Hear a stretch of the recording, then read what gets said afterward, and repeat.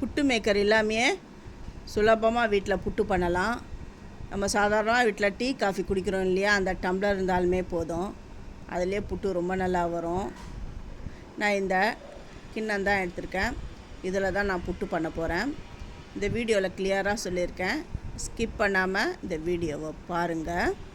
நான் 1 கப் மாவை இதில் நான் எடுத்துடுறேன்.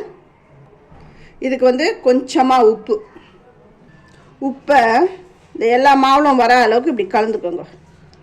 கலந்துக்கிட்டு தண்ணி இந்த வெதுப்பான தண்ணி, அந்த தண்ணி மாவில் கட்டியாக இருக்குல்ல, இப்போ என்ன பண்ணணும்னா இந்த மாதிரி ஜாலி இல்லைன்னா நீங்கள்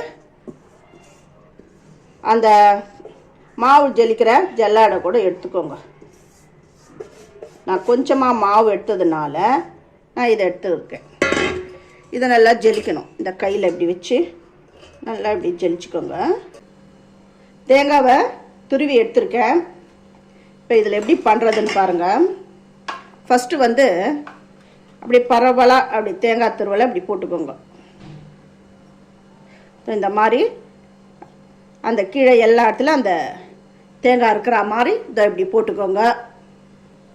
அப்புறம் இந்த மாவை இதில் போடுங்க.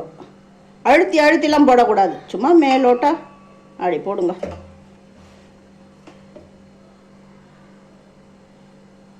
இந்த ஷேப்லேயே அழகாக வந்துடும். வேணும்னா இதுக்கு மேலேயும் தேங்காய் பூ போடலாம்.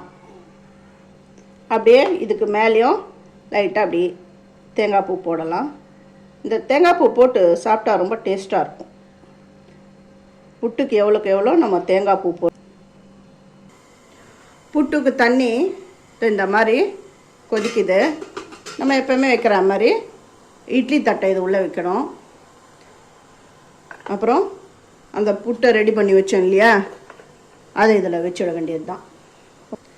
இப்போ இதை க்ளோஸ் பண்ணிடுறேன்.